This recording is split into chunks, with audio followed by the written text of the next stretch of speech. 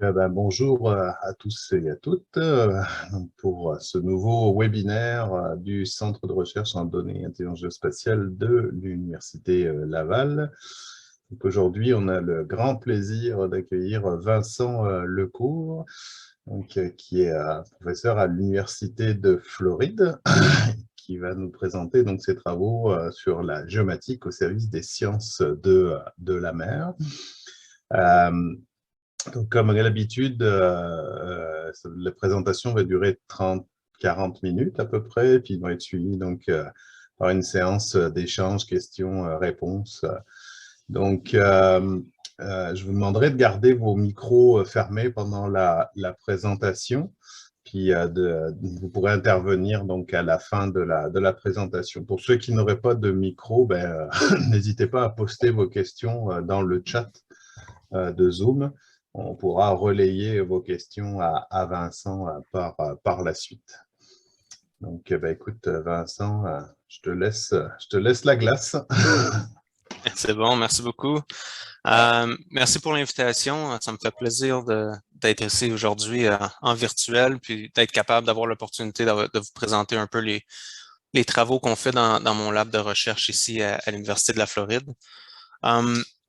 Donc, pas mal tous les travaux que je vais vous présenter aujourd'hui ont comme base de fournir une perspective interdisciplinaire sur la collecte et l'analyse des données spatiales pour l'étude de l'environnement. Donc, on utilise la géomatique un peu au sens large. Donc, on parle de télédétection, système d'information géographique, cartographie, analyse spatiale pour l'étude de l'environnement. Mais je dirais qu'environ 90% des projets qu'on a en cours présentement se concentrent vraiment sur l'étude de l'environnement marin. Parce que l'environnement marin tire de l'arrière en termes des méthodes et des technologies pour l'étudier efficacement, mais aussi de ce qu'on sait sur l'environnement lui-même et ses processus écologiques. Donc ici à l'Université de la Floride, je suis à la tête du laboratoire de géomatique marine. Puis notre créneau de recherche principal, c'est la cartographie des habitats marins.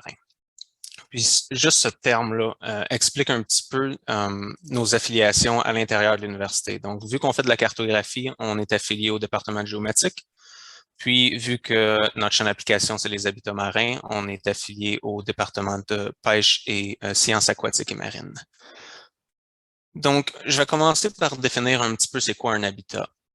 Quand on parle d'habitat marin, on parle de zones du fond marin qui sont significativement différentes des alentours au terme de leurs caractéristiques physiques, de leurs caractéristiques biologiques et de leurs caractéristiques chimiques. Donc, quand on fait des efforts pour essayer de comprendre un petit peu, puis de cartographier les habitats marins, on a vraiment besoin des grosses équipes. Donc, on a besoin de quelqu'un qui va être capable d'interpréter les caractéristiques physiques. Donc, des géologistes, des géomorphologues.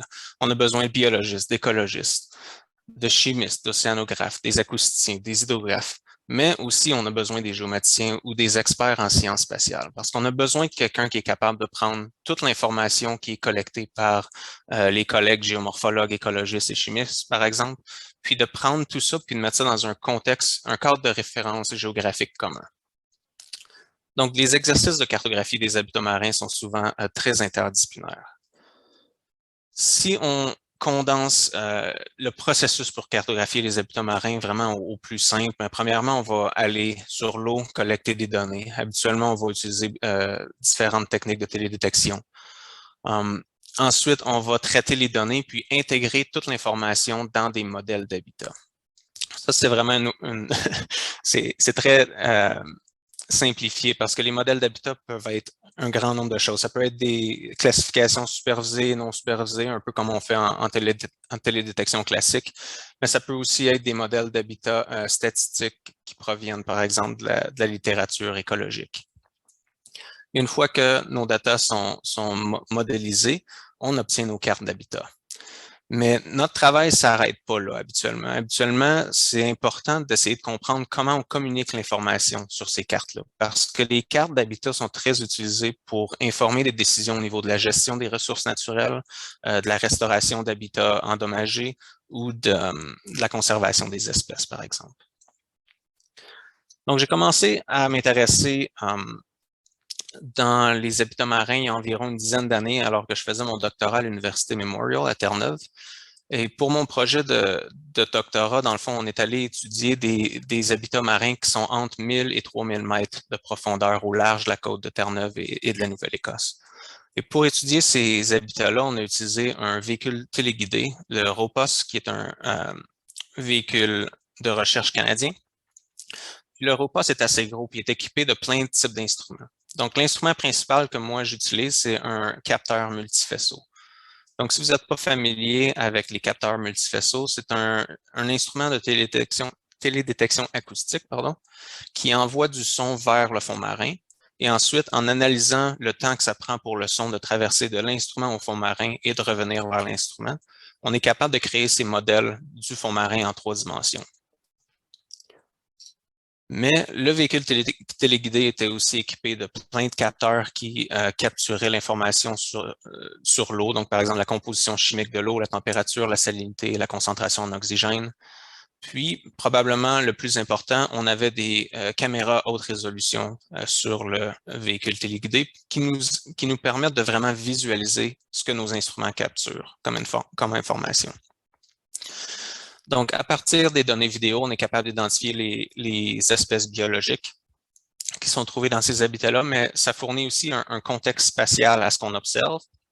Puis, on est capable d'extraire de l'information sur la géologie et la géomorphologie des habitats. Donc, je crois que j'étais vraiment chanceux parce qu'on avait vraiment un ensemble de données assez incroyable qui caractérisait vraiment bien le milieu physique, chimique et biologique de ces habitats-là. Donc, une fois qu'on a toutes ces données-là, il y a différentes façons qu'on peut approcher notre analyse des habitats. Oh, pardon. OK, et voilà. Une des façons qu'on peut approcher l'analyse de ces données-là, c'est de faire des classifications assez simples, des classifications abiotiques qu'on appelle. Donc, c'est un petit peu comme on pourrait faire des classifications non supervisées pour l'analyse de l'occupation des sols. Ce que ça permet de nous faire, c'est d'identifier le nombre d'habitats qui sont différents des autres habitats. Donc, sur cette zone d'étude-là, on avait 7 habitats différents. Puis, ça nous permet ensuite d'analyser en quoi ces différents habitats-là sont différents des autres. Donc, par exemple, si on regarde à l'habitat F3 ici, c'était des endroits où il y avait une plus haute complexité du fond marin, mais aussi des niveaux d'oxygène plus bas. Puis, ce qui est intéressant, c'est qu'ensuite, on peut faire des analyses spatiales simplement en superposant nos observations biologiques avec nos types d'habitats. Puis on est capable de voir, par exemple, que l'habitat F3, c'est l'habitat qui démontrait le plus haut niveau de biodiversité de ces 7 habitats-là. En contraste, on peut aussi voir que certains habitats, comme l'habitat F1, qui présentait des endroits surélevés dans les eaux les plus profondes et les plus froides, sont des habitats que préfèrent certaines espèces, par exemple, comme ici, ce corail-là. Donc, c'est quand même des analyses assez simples, mais qui fournissent beaucoup d'informations pour nos collègues écologistes et biologistes qui sont vraiment intéressés pour essayer de comprendre où est-ce que ces différentes espèces-là habitent. Une autre approche qu'on peut utiliser, c'est des classifications plus biotiques. Donc, ce qu'on fait ici, c'est créer des modèles statistiques pour essayer d'établir des relations entre des conditions environnementales spécifiques et la présence ou l'absence de différentes espèces. Donc, ce que ça nous permet de voir, c'est que, par exemple, cette première espèce de corail-là, ici, son environnement, son habitat est contraint par la concentration en oxygène et la température de l'eau. Mais à l'opposé, il y a d'autres espèces, comme la deuxième ici, qui vont être influencées par des conditions environnementales complètement différentes.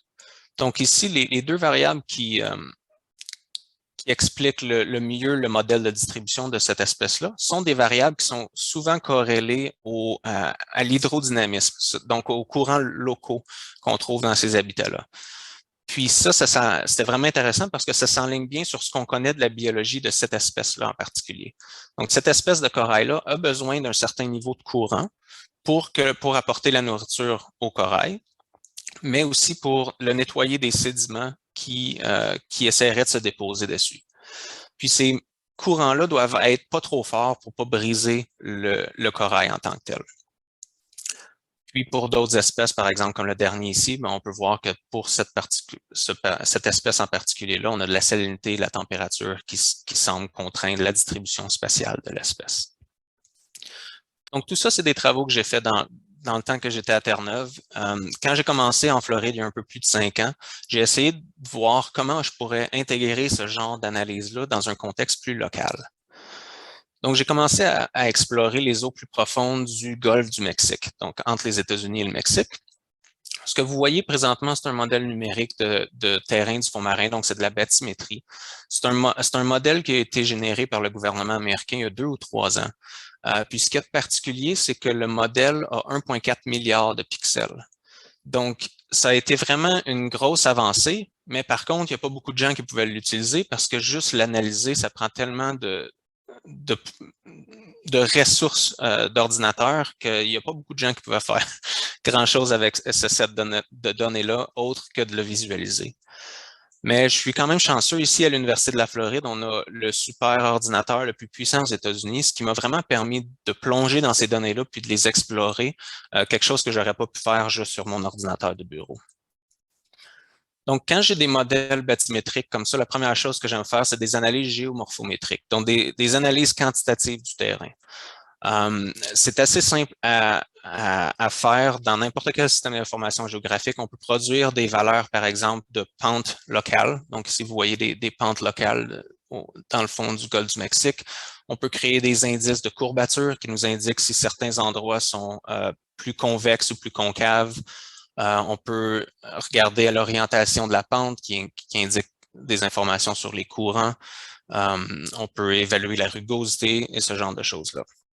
Donc, c'est vraiment une caractérisation assez simple, mais qui nous fournit beaucoup d'informations sur le fond marin. Ensuite, ce que j'ai fait, je suis allé voir dans les archives de la NOAA. La NOAA, c'est l'agence gouvernementale américaine qui étudie les océans. Puis NOAA a fourni du financement pour beaucoup de recherches au niveau des véhicules téléguidés, donc un petit peu comme on a fait à Terre-Neuve. Donc, j'ai été capable de trouver des archives de toutes les observations de coraux d'eau profonde qui ont été faites dans le golfe du Mexique. Puis ensuite, c'est simplement d'appliquer des modèles d'ensemble, donc encore une fois, des modèles statistiques pour évaluer les relations entre l'environnement et chaque espèce de coraux pour faire des maps d'habitat potentiel. Donc, ce que vous voyez ici, c'est une série de cartes où ce que les pixels en noir représentent les habitats potentiels de ces espèces de coraux-là. Puis, juste en les analysant, ça permet quand même d'évaluer, de fournir des informations nouvelles pour nos collègues biologistes qui veulent envoyer des véhicules téléguidés dans ces endroits-là pour étudier certaines espèces de coraux. Donc, ça fournit une information préliminaire sur quel endroit ils doivent orienter leur recherche. Donc, par exemple, on peut voir ici certaines espèces qui vont habiter plus le plateau continental dans le golfe du Mexique. Ensuite, on a des espèces qui vont préférer la pente ou le talus continental et on a d'autres espèces qui vont préférer les plaines abyssales.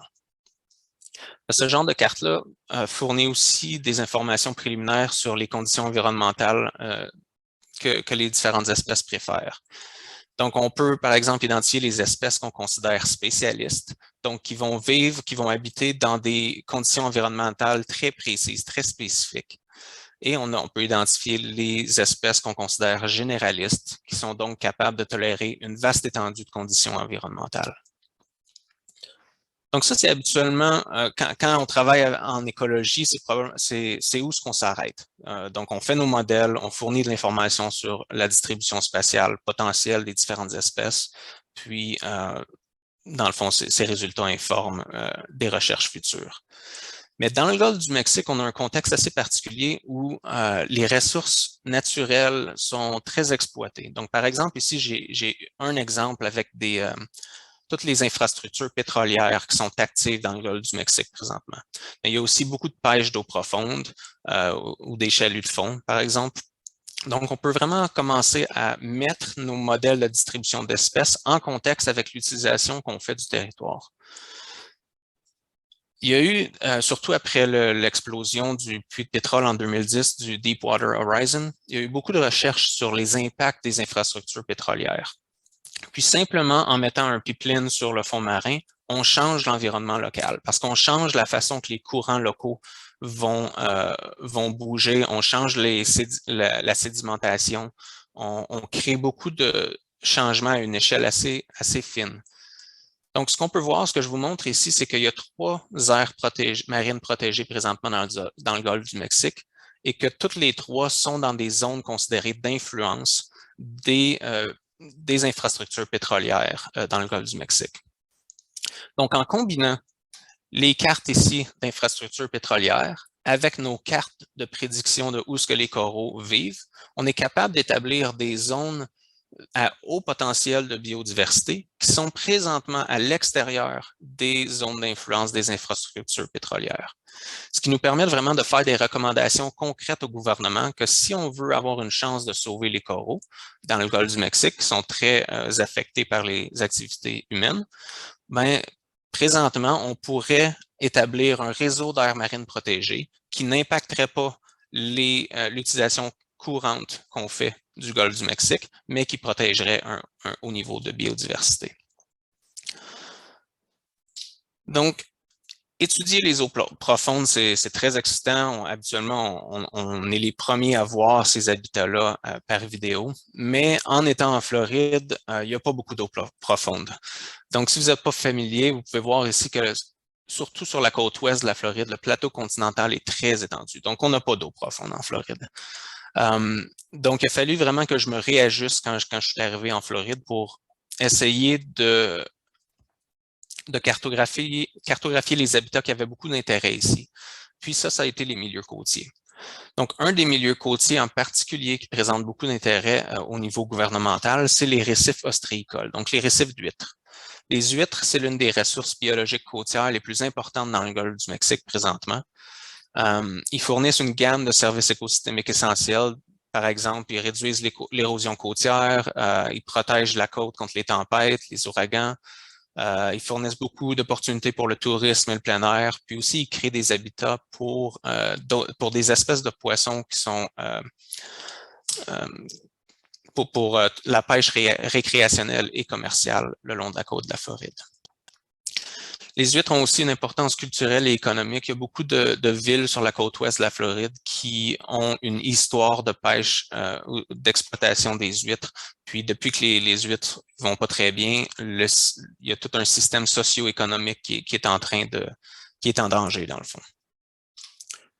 Donc les habitats côtiers de la Floride, incluant les huîtres, et les services écosystémiques qu'ils fournissent subissent présentement des pressions extrêmes. Donc, en Floride, on a beaucoup de tourisme de masse. On a un développement côtier urbain qui n'est pas vraiment durable. On a de la protection inadéquate des différentes espèces. On est aussi en avant de la ligne de front pour les changements climatiques. Donc, on a de plus en plus d'ouragans, de plus en plus de tempêtes, de plus en plus fortes, de plus en plus fréquentes. Donc, tout ça combiné, ça l'affecte nos milieux côtiers. Juste au niveau des huîtres, on estime dans les 40 dernières années qu'on a perdu 66% de nos récifs. Donc, les efforts du gouvernement présentement pour restaurer et surveiller l'état de ces ressources dans le temps ne disposent pas de données de base qui permettent de quantifier le succès. Donc, il y a plusieurs projets de restauration des ressources où dans le fond, ce qu'ils font, c'est qu'ils fournissent du matériel pour les huîtres pour créer leur récif, mais on n'a pas de données de base pour dire « Ah oui, ça fonctionne ou ça ne fonctionne pas ». Donc, il y avait vraiment un besoin criant pour des méthodes de cartographie qui permettent de collecter des données fréquemment, de façon efficace et complète et à relativement faible coût. Ce qu'on s'est rendu compte assez vite, c'est que les informations nécessaires pour informer les mesures de gestion, de restauration et de conservation doivent caractériser l'environnement et les habitats à plusieurs échelles spatiales et temporelles. Donc, il y a 3 ans, on a établi un cadre de cartographie des habitats multi-échelle qui est basé sur la télédétection. Donc, à une grande échelle, ce qu'on fait, c'est qu'on essaie de développer des processus d'analyse d'images satellitaires pour déterminer les endroits où on a les plus grandes concentrations de certains types d'habitats côtiers. Ensuite, on fait des efforts terrain où on va avec des drones et on collecte de l'information à une échelle plus intermédiaire. Par exemple, ici, on a un exemple d'un estuaire en particulier. Puis, on a aussi fait des travaux à très fine échelle où on essaie de modéliser en 3 dimensions la structure, la complexité de différents types d'habitats, puis qu'on essaie de relier ça à des informations écologiques qui fournissent de l'information sur la santé des écosystèmes, soit qu'ils sont en santé ou pas. Aujourd'hui, je vais vraiment me concentrer sur le niveau où on va sur le terrain, on collecte des images de drones, puis on essaie de comprendre les écosystèmes, par exemple au niveau d'un estuaire en particulier. Donc, ces environnements-là sont très dynamiques. Au début, on approchait vraiment le problème comme étant on va cartographier les récifs d'huîtres. Mais l'environnement est tellement dynamique qu'on ne peut pas faire ça. Il faut vraiment adopter une approche écosystémique parce que ici, par exemple, vous voyez des huîtres le long de la côte. Si les huîtres ne sont pas en bonne santé, ils vont lentement s'éroder et se transformer en vasières qui vont ensuite être colonisées par les marais. Ensuite, si les huîtres sont en bonne santé, ils vont coloniser la vasière et commencer à compétitionner avec les marais. Donc, si on est pour faire du suivi temporel de ces habitats-là, il faut vraiment considérer l'écosystème en entier. Donc, si vous n'êtes pas trop familier avec la Floride, présentement, je suis à Gainesville, qui est l'étoile bleue ici. Puis, on a un centre de recherche à l'université le long de la côte, à Cedar Key, qui nous donne accès à plusieurs une longue étendue de côte qui est relativement naturelle, donc pas de grosses villes. Si on pense à Tampa Bay puis tout ça, sont plus au sud. Donc, les exemples que je vais vous montrer aujourd'hui proviennent de l'estuaire de Little Trout Creek, qui est un petit peu au nord du point noir ici, qui représente notre station de recherche. Donc, nos enquêtes préliminaires sur ces habitats côtiers-là, on a juste utilisé un drone assez peu coûteux, qui avait une caméra assez simple qui nous fournit de l'information spectrale dans le rouge, vert et bleu. On voulait juste voir, dans le fond, qu'est-ce qu'on peut avoir avec les instruments les plus simples. Puis ça, c'est le type de mosaïque orthoactifiée qu'on est capable d'avoir. Donc, on peut voir différents types d'habitats comme les vasières, on a nos marais côtiers et nos récifs d'huîtres. Puis on est capable, dépendamment de notre altitude, d'avoir des données à très haute résolution. Donc, cette mosaïque-là en particulier a une résolution spatiale de 6 mm par pixel. Donc, je vais en parler un petit peu plus tard, comment on n'a peut-être pas besoin d'avoir 6 mm de résolution. Mais au début, on voulait vraiment s'assurer qu'on aurait le plus de détails possible. Donc ici, on voit par exemple une touffe de marais entourée d'huîtres. Ensuite, on a une vasière, puis un exemple de récif d'huîtres. Notre approche est toujours basée sur les classifications orientées objets. Donc, traditionnellement, en analyse d'image, on utilisait des classifications par pixel où chaque pixel dans nos mosaïques était classifié dans une classe en particulier. Mais dans les 10-15 dernières années, on voit de plus en plus des classifications orientées objets, où ce que chaque pixel est analysé en fonction de ses voisins. Puis ensuite, en considérant des critères d'homogénéité, ces pixels-là sont regroupés en objets. Donc, c'est ce qu'on appelle la segmentation. Puis, ce sont ces objets-là qui sont ensuite classifiés au lieu d'être les pixels individuellement. Donc, ce que vous voyez ici, c'est la carte d'habitat qu'on a créée en tout premier il y a maintenant 4 ans. On était assez satisfait avec nos résultats. On a obtenu des précisions d'environ 80%. Le problème ici, 80%, c'est assez bon, mais le problème, c'est que ce qu'on veut faire, c'est des analyses multitemporelles. On veut savoir s'il y a des changements année après année sur la distribution spatiale de nos différentes espèces ou nos différents habitats. Donc, on doit vraiment faire mieux que 80%. Donc, la première chose qu'on a faite, c'est d'essayer d'identifier les sources d'erreur. Puis la première source d'erreur qu'on a trouvée, c'est que le mouvement des eaux, donc on parle des vagues, des marées, cause des variations dans les réponses spectrales de notre mosaïque. Donc, habituellement, si on veut collecter des bonnes données, il faut identifier les marées les plus basses, puis collecter les données à marées les plus basses. Le problème, c'est que les marées sont toujours en mouvement. Donc, le temps qu'on commence à collecter nos données au sud, par exemple, l'eau va continuer de monter ou de descendre, ce qui fait qu'on a un niveau d'eau différent au nord de notre mosaïque, différente d'au sud, par exemple. Donc, on peut voir les artefacts linéaires que ça cause. Mais en plus de ça, de la boue mouillée va avoir une réponse spectrale différente que de la boue sèche. C'est la même chose pour toutes nos huîtres et nos marais. Donc, on avait vraiment un problème au niveau spectral. Mais encore plus compliqué, c'est que pour les ordinateurs, les signatures spectrales des 3 types d'habitats qu'on était intéressés sont très similaires. Donc, on a implémenté une série de de tests pour essayer de voir comment on pourrait améliorer nos classifications. La première chose qu'on a faite, c'est l'application de filtres laplaciens pour détecter les bordures de nos habitats, qui pourraient aider dans la segmentation des objets. On a aussi essayé différents indices spectraux pour la détection de l'eau, donc un petit peu comme on fait souvent en télédétection de la végétation. On peut créer des indices pour essayer de détecter l'eau. Puis en fait, on a appliqué ces différents indices et filtres-là pour séparer notre segmentation et nos classifications en deux étapes. Donc, la première segmentation et la première classification, on l'a fait pour détecter l'eau et ensuite enlever l'eau de notre mosaïque, ce qui permet de refaire une segmentation et une classification qui performe mieux pour les habitats dans lesquels on est intéressé. Mais ça reste tout basé sur l'information spectrale. Puis on avait encore des problèmes au niveau de comment la marée bouge et affecte nos données spectrales. Donc, on s'est dit peut-être qu'on peut utiliser la photogrammétrie pour produire un modèle numérique de surface et ensuite dériver des attributs du terrain sur ce modèle numérique de surface-là. Donc, un peu comme on a fait dans le golfe du Mexique un peu plus tôt, on peut dériver de la pente, de la rugosité, des courbatures à partir de ces données-là. Malheureusement, ça ne l'a pas amélioré nos classifications du tout. Puis la raison est assez simple. C'est parce que la plupart de ces attributs de terrain-là qu'on peut facilement générer dans des systèmes d'information géographique utilisent une fenêtre d'analyse de 3 par 3 pixels.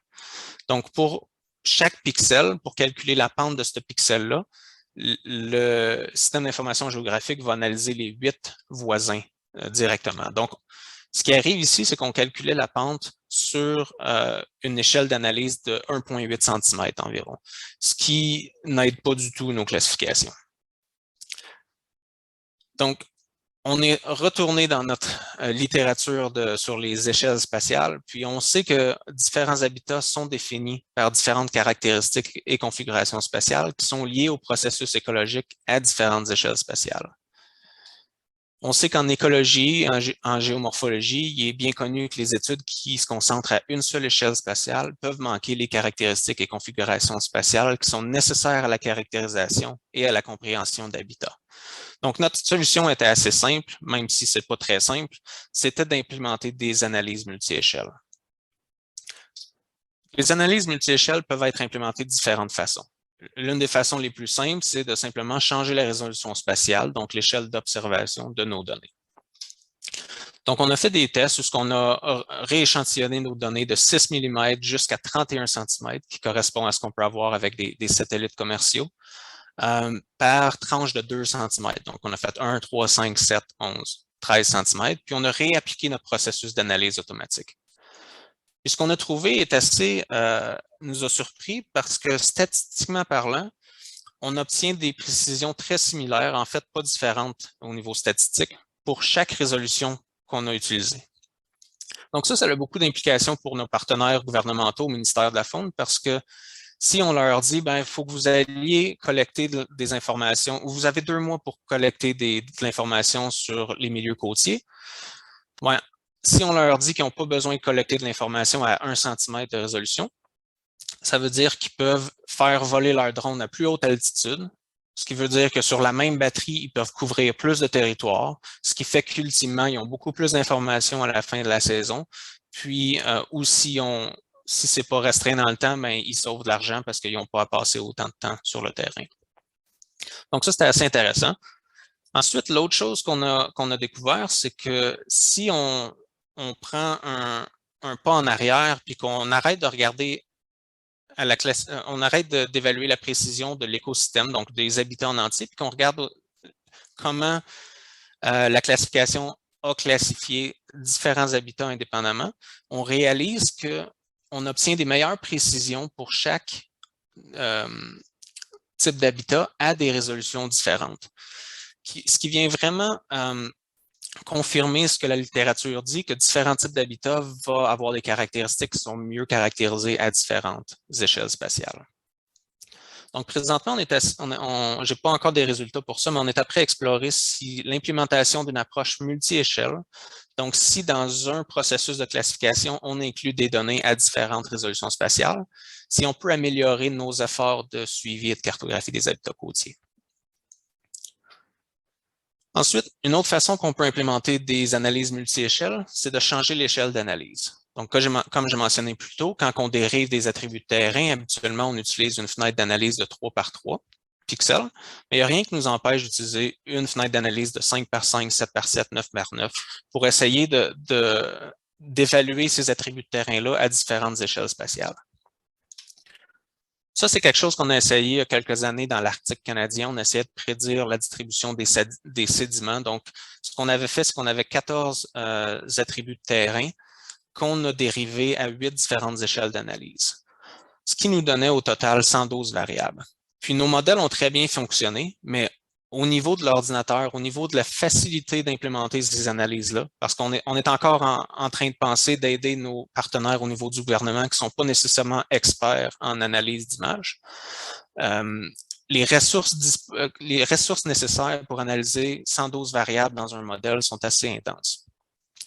Donc, on s'est demandé si on pouvait commencer à implémenter ces multiples échelles-là, donc nos 112 variables, dans un seul set de données. Puis à ce moment-là, on n'a pas eu à faire beaucoup de travaux parce que notre collègue à l'Université de Guelph, John Lindsay, qui, je crois, va donner un webinaire dans quelques semaines, a créé un système d'information géographique qui s'appelle Whitebox Tools, qui fournit exactement des outils qui font ça. Donc, l'outil qu'on a testé en premier s'appelle Multiscale Roughness, donc une rugosité multi-échelle. Puis ce que cet outil-là fait, c'est que pour chaque pixel, l'outil va calculer la rugosité dans une étendue de fenêtres d'analyse. Donc, il va calculer la rugosité à 3 par 3, 5 par 5, 7 par 7 et ainsi de suite. Et ensuite, va extraire la valeur maximale de la rugosité qui a été calculée, qui va être reportée ici à gauche dans la valeur maximale de rugosité. Et à droite, il va reporter l'échelle d'analyse à laquelle la valeur maximale de rugosité a été calculée. Donc ça, c'est assez intéressant parce qu'on transforme toutes nos variables en deux variables qui vont nous donner de l'information sur à quel endroit dans l'espace on a de la rugosité très haute à fine échelle et à quel endroit on a de la rugosité plus au niveau régional. Donc, on s'est demandé si c'était possible d'utiliser des attributs de terrain multi-échelle comme ceux-là pour extraire une signature topographique pour différents types d'habitats qui seraient indépendants de la réponse spectrale. Donc, si on est capable de produire des bons modèles numériques de terrain qui sont indépendants des problèmes qu'on a avec nos réponses spectrales, est-ce que c'est possible de reconnaître différents types d'habitats selon leur structure? Donc, on a appliqué le Multiscale Roughness, l'outil de rugosité multi-échelle sur nos données. On a utilisé des échelles d'analyse entre 3 par 3, donc des analyses sur 1,8 cm jusqu'à des analyses de 58,5 mètres qui correspondent à notre marais le plus long ici. Puis ça, c'est les résultats qu'on a obtenus. Donc, on peut voir, par exemple, qu'on a des endroits avec de la très haute rugosité, des endroits avec de la très basse rugosité, puis que les échelles à laquelle ces rugosités-là ont été capturées est différente selon les endroits. Donc, en utilisant notre connaissance des différents types d'habitats dans cet estuaire-là, on a été capable d'extraire des statistiques décrivant chaque type d'habitat. Et ce qu'on a trouvé, c'est que pour nos marais, les marais démontraient les plus grandes valeurs de rugosité qui étaient calculées aux échelles les plus fines. Ça fait beaucoup de sens parce que ce qu'on a, c'est un modèle numérique de surface qui capture le dessus de la végétation qu'on a sur nos marais. Donc, le dessus de la végétation crée cette rugosité à très fine échelle qui est capturée par l'analyse.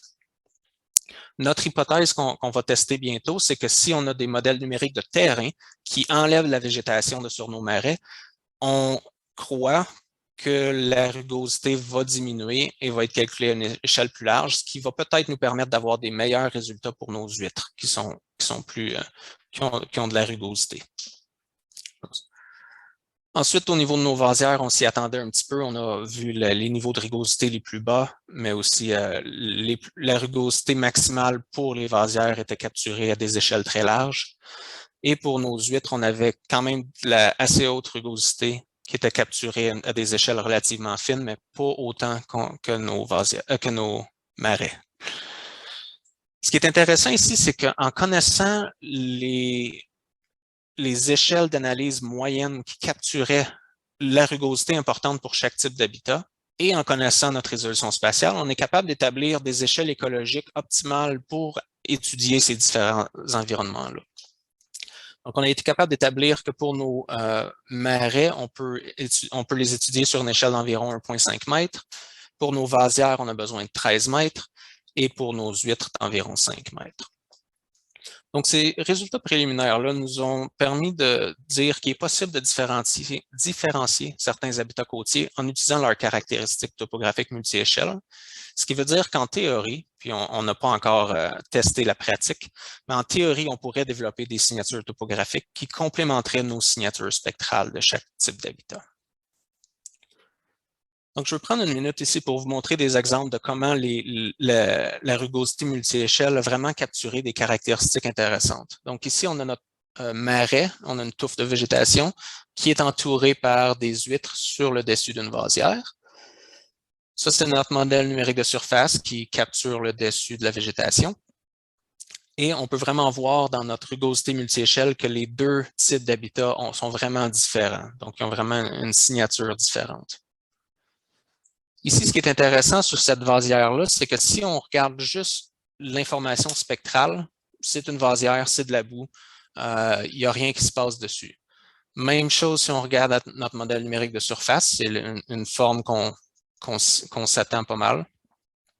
Mais quand on regarde notre rugosité multi-échelle, on se rend compte qu'il y a des petites choses qui ont été capturées sur le dessus des vasières, donc de la très haute rugosité à très fine échelle. Donc, on est retourné, puis on est allé voir, puis en fait, c'est vrai, il y a des huîtres individuelles qui sont sur le dessus de cette vasière-là. Donc, ça, c'est extrêmement intéressant parce que ça démontre que juste en utilisant l'information spectrale, puis même juste en utilisant le modèle numérique de terrain, on manque quelque chose qui est ensuite capturé par ces mesures de rugosité multi-échelle-là. Et finalement, un exemple avec les récifs d'huîtres. Donc, on peut voir qu'il y a une plus haute densité d'huîtres sur le pourtour du récif. Puis ça a été très bien capturé ici sur nos niveaux de rugosité. Donc, ce projet-là a été la première application de ce genre de mesures quantitatives multi-échelles sur des données à très, très haute résolution dans un contexte écologique. Donc, je suis certain que John va en parler dans quelques semaines, mais la plupart de ces applications sont pour la géomorphologie à une échelle régionale. Donc, on a vraiment pris ces outils puis on les a appliqués dans un contexte complètement différent. Les approches multi-échelles sont promettantes pour améliorer la classification des habitats côtiers. Donc, nos prochaines étapes à ce moment-ci, c'est d'étendre l'analyse à d'autres mesures multi-échelles. Donc, John, dans Whitebox Tools, a créé, je crois qu'il est rendu à 5 ou 6 différents attributs de terrain multi-échelle. Ici, c'est un exemple, on a une position topographique relative multi-échelle qui nous a permis de capturer assez bien une cicatrice qui a été laissée dans un récif d'huîtres par un moteur de bateau. Donc, on a déjà des applications potentielles additionnelles juste en testant puis en générant ces attributs multi-échelles-là sur nos données. Ensuite, l'été passé, on est retourné collecter des nouvelles données dans cette même estuaire-là. Cette fois-ci, on a utilisé des données LIDAR. Donc, on est vraiment intéressé à voir est-ce qu'on a le même genre de signature topographique dépendamment de la façon qu'on collecte nos données. Ensuite, tous les exemples que je vous ai donnés à date sont sur des récifs intertidaux, donc qui sont à marée basse au-dessus de l'eau, mais qu'à marée haute sont sous l'eau. Mais on a aussi beaucoup de récifs subtidaux qui sont toujours sous l'eau, puis ils sont beaucoup moins étudiés parce qu'ils sont difficiles d'accès. Donc, à l'automne passé, on a utilisé un petit véhicule autonome que vous voyez dans le centre ici, équipé de sondeurs multifaisceaux. On le voit en action avec des dauphins ici, pour créer des modèles numériques de surface de nos récifs subtidaux. Puis, le mois prochain, on va aller collecter des données vidéo pour essayer de voir si on peut faire de la photogrammétrie sous-marine. Puis, encore une fois, notre but, c'est d'évaluer les avantages et les désavantages des différentes technologies pour trouver la solution la plus avantageuse pour nos partenaires au gouvernement qui n'ont pas nécessairement beaucoup de fonds pour acquérir des instruments comme ceux-là. Ensuite, à En même temps qu'on a collecté les données LIDAR, on avait acquis un nouveau drone qui a 2 caméras, donc qui nous offre 10 bandes spectrales au lieu de 3. Donc, on va essayer de voir encore une fois si plus de bandes spectrales va améliorer nos classifications. D'un point de vue scientifique, j'ai toujours espoir que ça va nous donner plus d'informations, mais d'un côté pragmatique pour nos collègues au gouvernement, en même temps, j'espère qu'on est capable d'avoir des résultats assez similaires avec des outils un peu moins coûteux. Et évidemment, ben, le but, c'est d'intégrer toutes ces bandes spectrales-là, tous ces ces attributs de terrain-là dans notre processus de classification orientée objet pour essayer d'avoir la meilleure précision possible pour assurer qu'on ait un suivi temporel précis. Présentement, on a atteint le 90%, donc on s'est amélioré d'une dizaine de pourcents en faisant des tests ici et là, mais on veut vraiment voir, on peut se rendre jusqu'à où. Donc, juste pour conclure, au début, j'ai mentionné que la plupart de nos projets sont vraiment sur l'étude de l'environnement naturel, donc vraiment plus en écologie. Mais j'ai quelques exemples de projets ici qu'on fait dans le lab qui ne sont pas nécessairement d'un point de vue écologique. Le plus gros sur lequel on travaille présentement, c'est en fait en archéologie. Donc, l'an passé, donc ici, il y a la rivière Suwannee qui est dans l'ouest de la Floride. Puis, cette région-là a des eaux vraiment turbides. Donc, on n'est jamais capable de voir le fond marin. Mais ce qu'on a fait ici, c'est des analyses d'images satellitaires composées, donc multitemporelles, pour essayer de trouver les plus belles images des dernières années. Puis, ça nous a permis de trouver le paléodelta de la rivière Suwannee. Donc, il y a des milliers d'années, le niveau de l'eau dans le golfe du Mexique était plus bas, ce qui veut dire que la rivière Suwannee se rendait plus loin dans le golfe. Sur Terre, ici, présentement, on trouve beaucoup de sites archéologiques de paléo-amérindiens. Donc, on s'est mis en équipe avec une équipe d'archéologues qui nous ont dit qu'en effet, si on trouve autant de sites le long de la rivière d'aujourd'hui, c'est très possible qu'on va trouver des sites le long du paléo-delta. Donc, ils ont identifié cette forme de relief-là principale comme étant très promettante pour trouver des artefacts archéologiques. Donc, à l'automne passé, on a utilisé notre petit véhicule autonome pour cartographier cette forme de relief-là sur le fond marin. Présentement, on est après analyser les données, puis les archéologues ont déjà commencé à identifier des cibles à partir de nos données de télédétection acoustique. Puis, dans 2 semaines, ils vont commencer 80 jours de plongée sous-marine pour aller prendre des analyses de sédiments, puis essayer de trouver des artefacts, puis une preuve que les paléo-amérindiens ont habité le long du paléo-delta. Donc, quelque chose de très intéressant pour nous. Puis pendant qu'on est là, ben, on va collecter des données vidéo pour établir la présence de différentes espèces. Donc, on va en profiter pour faire nos cartes d'habitat, étant donné qu'on va avoir les données en main. Ensuite, ça, c'est tout ce que j'ai parlé aujourd'hui, c'est des projets que je mène moi-même, mais j'ai une équipe d'étudiants qui travaillent dans mon lab, qui font des travaux remarquables. Donc, je voulais juste nommer un petit peu les projets qu'on fait dans le lab.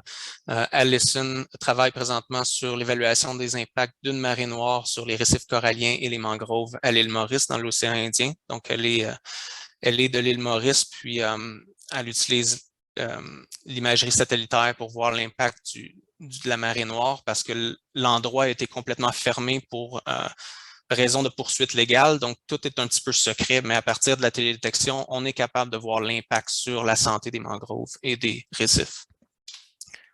Ensuite, Esteban travaille sur la détection automatisée des mammifères marins par drone et imagerie satellite. Un sujet très important présentement en Floride parce qu'on a une grosse population de lamantins. Puis, dans la dernière année, on a perdu des centaines de lamantins, puis on ne comprend pas trop pourquoi. Puis, encore une fois, le gouvernement qui fait la gestion des lamantins n'a pas les ressources nécessaires pour aller dans chaque endroit les compter.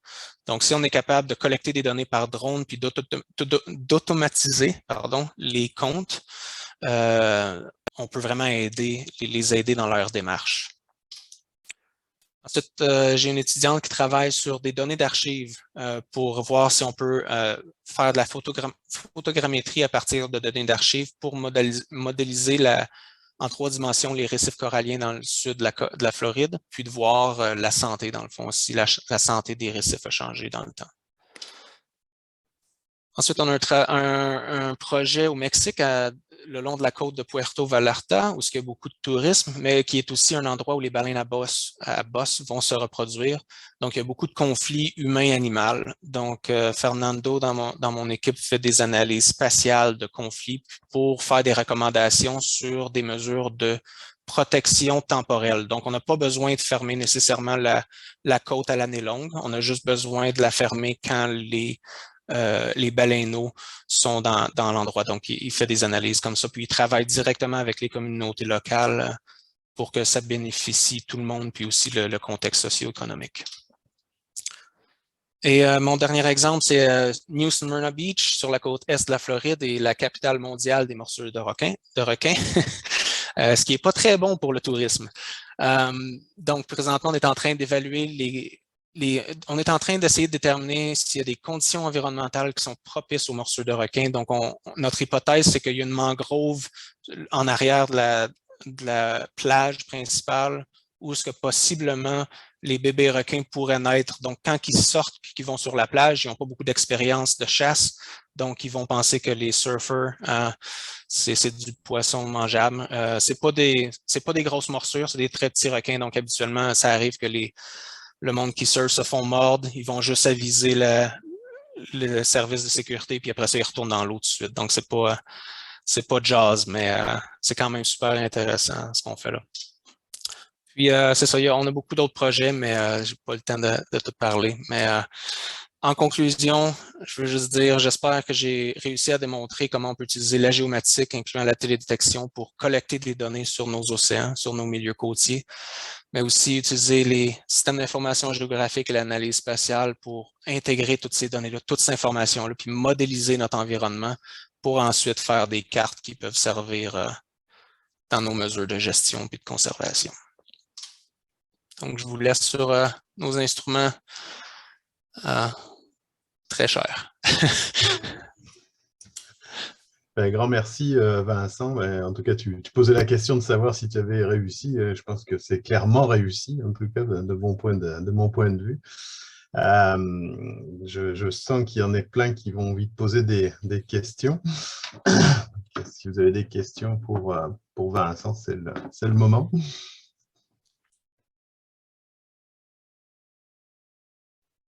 Denis, peut-être? Je te sens impliqué dans le domaine. Absolument. C'est un plaisir de te rencontrer, Vincent, et bravo, excellente présentation hydrospatiale, un terme que tu pourras ajouter à ton vocabulaire scientifique si tu le veux bien. L'hydrospatial, c'est tout ce qui a trait au bleu de notre planète bleue. Donc, tout ce que tu as fait, c'est l'hydrospatial en termes justement de positionnement multidimensionnel et spatio-temporel. J'ai une question particulière. Tu as mentionné l'Université de Guelph, mais dans quelle mesure est-ce que vous travaillez en collaboration avec soit UNH, l'Université du New Hampshire, ou USM, l'Université Southern Mississippi, par rapport au programme hydrographique qu'ils ont là-bas et Ocean Mapping? Donc, je suis en contact assez fréquemment avec les acteurs principaux de ces deux centres de recherche-là, moins à l'USM depuis que Ian est à l'Université du Nouveau-Brunswick, mais je suis en contact beaucoup avec le UNH. Leurs travaux sont plus vraiment au niveau hydrographique, collecte de données, tandis que les miens prennent vraiment plus une approche, une fois qu'on a les données, qu'est-ce qu'on fait avec les données? Mm-hmm. Donc, il y a une synergie naturelle, mais on ne fait pas beaucoup de travail ensemble. On s'informe, donc moi, je me mets au courant de ce qu'eux développent, puis eux, ils s'informent de ce que moi, je développe en post, comme en traitement après. Mais la situation en Floride est assez complexe aussi lorsqu'on a une tonne d'universités. Donc, on a un gros collège de sciences marines à Saint-Pétersbourg sur la côte ouest. Puis, eux ils ont maintenant un centre de recherche en hydrospatial. Puis, il y a beaucoup plus de collaboration entre le UNH puis l'University of South Florida que moi tout seul dans mon petit coin.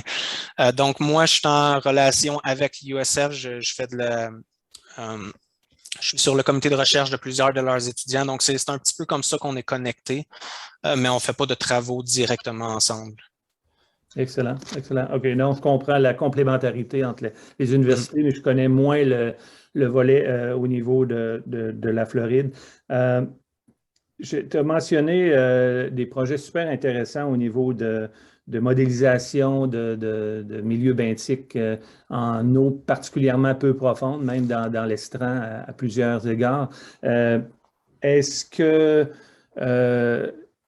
ça ne s'applique pas tellement dans ce domaine-là, mais dans je ne me souviens pas comment tu l'as appelé, les endroits où il y a toujours, c'est toujours sous-marin.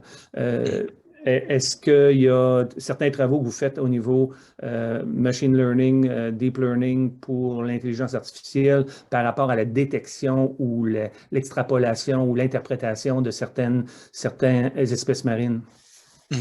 Oui, définitivement. Nos modèles de prédiction d'espèces sont souvent basés en machine learning. OK. Je ne sais pas le terme français, mais on a commencé à faire récemment de la bathymétrie dérivée par satellite. Je ne sais pas si le terme en français est correct, mais où ce qu'on fait, on utilise l'apprentissage profond pour ces modèles-là. La Floride a comme une double face parce qu'on a toutes les Keys au sud où l'eau est claire, puis très belle. Puis toutes les premières recherches qui ont été faites en bathymétrie dérivée par satellite sont apparues dans des conditions comme ça. Mais les endroits où j'ai présenté sur la côte ouest, l'eau est tellement turbide parce qu'on a beaucoup de rivières qui emmènent des sédiments qu'on n'est pas capable vraiment de faire de la bonne bathymétrie dérivée par satellite. Donc, on a été capable, on est sur le point de soumettre un article où on a été capable de se rendre plus loin que jamais auparavant, donc au niveau de Tampa Bay, par exemple. Mais au nord de Tampa Bay, on a beaucoup de difficultés. Donc, présentement, on est dans la saison où l'eau est la plus claire parce qu'il y a moins de pluie, donc la rivière amène moins de sédiments. Donc, pendant qu'on va être là pour faire les plongées archéologiques, on va essayer de collecter des données par drone, puis voir si on peut faire de la bathymétrie dérivée par drone dans les milieux turbides. Mais oui, là, je m'égare, mais oui, on utilise l'apprentissage profond, puis des choses comme ça. Merci, très intéressant. Je vais laisser le plancher aux autres. Merci. Est-ce qu'il y a d'autres questions pour Vincent?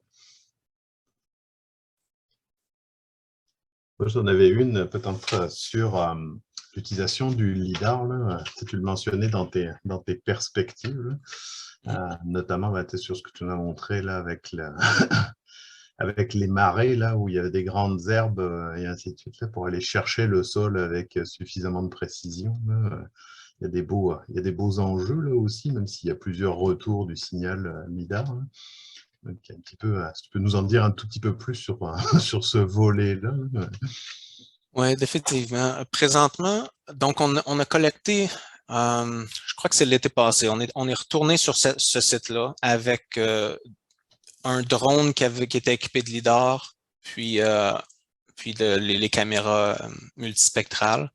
Puis on a vraiment fait tout était très bien seté. On avait des points de contrôle, on avait des quadrates pour compter le nombre d'huîtres, on avait des quadrates pour les marais, la végétation, là, pour calculer la biomasse. Donc, on a essayé vraiment de faire une expérience contrôlée parce présentement, les chercheurs au gouvernement qui sont en charge de gérer ces écosystèmes-là sont très excités par le LIDAR. Le LIDAR, c'est vraiment une technologie attrayante, mais très chère. Puis, ils n'ont pas d'argent pour faire la gestion.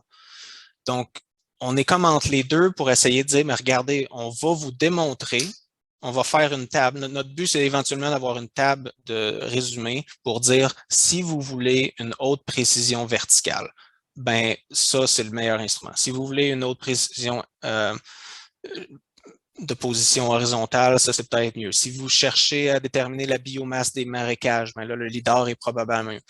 Donc, on a juste commencé à analyser les données. Présentement, on vient de terminer de traiter puis on a nos modèles numériques de terrain et de surface, mais l'analyse des données n'a pas vraiment commencé. c'est intéressant. Et puis, en tout cas, on voit le lien directement avec les autorités ou gouvernementales, alors quel que soit leur niveau d'échelle, que ce soit fédéral, local, de la ville, et ainsi de suite. Ouais. De toute façon, il y a comme au Canada un bel enchevêtrement de responsabilités et d'acteurs. Ça rejoint la question de Denis, là, justement, dans le chat, là, qui disait quelles sont les principales organisations qui financent vos projets de recherche en hydrospatial? Donc, on a beaucoup de la NOAA, la National Oceanic and Atmospheric Administration, qui est comme l'organisation du niveau fédéral qui étudie les océans. Puis au niveau local, on travaille beaucoup avec le Florida Fish and Wildlife Conservation Commission, qui est le gouvernement d'État qui correspond à notre ministère de la Faune au Québec. Le problème avec le Florida Fish and Wildlife, c'est qu'ils n'ont pas beaucoup de sous. Donc, habituellement, on est capable d'aller chercher du financement juste pour des travaux terrain, mais ensuite, tout le post-process, tout le traitement des données, puis l'analyse des données, ça, c'est un peu fait pro bono. Mais ouais, puis des fois, on va être capable d'avoir du financement du US Fish and Wildlife, qui est comme le ministère de la Faune, mais au niveau fédéral. J'ai une question dans le chat, je ne suis pas sûr que tu pourras y répondre, mais peut-être que d'autres peuvent y répondre parce que c'est très lié au contexte québécois. Savez-vous si le gouvernement du Québec, pour ses habitats côtiers à l'intérieur de l'estuaire du fleuve Saint-Laurent et la gestion des espèces aquatiques sur son territoire, autres que les mammifères, a les ressources pour acquérir des données nécessaires à ce genre de suivi? Donc, je reste quand même connecté pas mal au Québec. J'essaie de suivre de ce qui se passe. Puis il y a définitivement beaucoup d'intérêt dans les dernières années. Donc, il y a le Centre interdisciplinaire de cartographie, développement en cartographie des océans, le CIDCO à Rimouski. Il y a l'Institut Maurice-Lamontagne de Pêche et Océan Canada à Montjoly. Il y a un bureau à Québec. Je sais que même au niveau, dans l'estuaire du Saguenay, il y a beaucoup d'intérêt au niveau de la recherche et développement présentement, aussi avec le Centre de géomatique du Québec à Chicoutimi. Oui. Maintenant, si on parle de ressources monétaires, je crois pas, de ce que je sais, je crois pas qu'il y ait de programme établi pour faire des suivis temporels. Mais personnellement, je pense que ça va arriver éventuellement. Avec l'intérêt des différents centres de recherche à développer des méthodologies, puis le Service hydrographique canadien a commencé à collecter du lidar côtier, bathymétrique côtier. Je crois que ça va, dans les prochains 10 ans, d'après moi, on va avoir des bons programmes au Québec. Oui, ben je vais aller un peu dans ce sens-là. En tout cas, j'ai l'impression que c'est un enjeu de plus en plus important. Il y a eu du positionnement aussi des gouvernements. Là. On a parlé à un moment du plan Saint-Laurent. Donc, je pense qu'il y a des enjeux importants, il y a des travaux. Je ne sais plus quel est le chercheur, peut-être que tu pourras me le rappeler, Charles, mais sur justement la problématique des baleines aussi dans l'estuaire du Saint-Laurent, là, qui me fait penser à ce que tu mentionnais là aussi de votre bord. Donc, en tout cas, je pense qu'il y a de plus en plus de capteurs à disposition avec des technologies qui viennent, alors, certes encore chères, mais de plus en plus disponibles là. Donc, la donnée va devenir de plus en plus disponible et puis les séries temporelles vont devenir, je pense, de plus en plus riches. Là. Donc, ça ouvre la voie à beaucoup d'applications, de recherche, vraiment dans la voie et la diversité des projets que tu as pu présenter aujourd'hui. Il est 14 heures. Désolé, je vais être obligé de couper pour respecter le timing. En tout cas, vous avez les coordonnées de Vincent si vous avez des questions après à lui poser. En tout cas, un gros merci à toi à nouveau, Vincent, pour la présentation. On était vraiment heureux de t'avoir. Puis je pense que ça donne vraiment un bel éventail de ce qui se passe dans ce domaine-là, puis qui est très, très riche. Donc, ouais. Merci beaucoup de l'invitation. Merci tout le monde. Salut.